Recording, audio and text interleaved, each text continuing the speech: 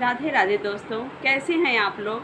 आशा करती हूँ कि आप लोग स्वस्थ होंगे, मस्त होंगे। आज मैं जो सावन में कजली गाया जाता है वो गीत लेके आई हूँ मैं, और श्रद्धा संगम चैनल के माध्यम से आप लोगों को सुनाना चाहती हूँ। अगर ये अच्छा लगे तो लाइक, कमेंट और शेयर ज़रूर करिएगा। हरि हरि बाबा के सागरवा मोरवा बोले ये हरि। हरि हरि बाबा के सागरवा मोरवा बोले ये हरि। हरि हरि कर दी बाबा हमारो गावन वाए हरि।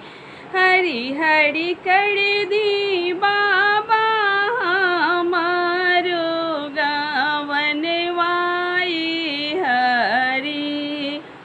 ऐसो के साल बेटी खेलना कजरिया हो राम, खेलना कजरिया हो राम।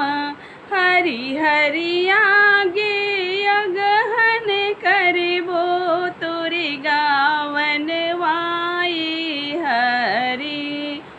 हरि हरि आगे अगहन करबो तोरे गावन वाए हरि। हमरो से छोटे छोटे भैल लर कोरिया हो राम, भैल लर कोरिया हो राम।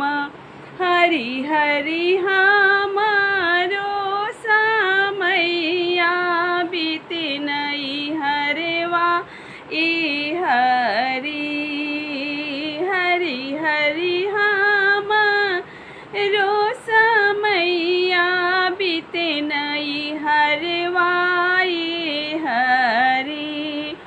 हरि हरि बाबा के सागरवा मोरवा बोले ये हरि। हरि हरि कर दी बाबा हमारो गावन वाए हरि। हरि हरि कर दी बाबा हमारो गावन वाए हरि। ऐसो के साल बेटी खेलना कजरिया हो राम, खेलना कजलिया हो राम। हरि हरि आगे अगहन करबो तोरे गावन वाए हरि। हरि हरि आगे अगहन करबो तोरे गावन वाए हरि। हमरो से छोटे छोटे, हमरो से छोटे छोटे भैल लर कोरिया हो राम, भैल लर कोरिया हो राम। हरि हरि हमारो समैया बीते नहीं हरवाए हरि। हरि हरि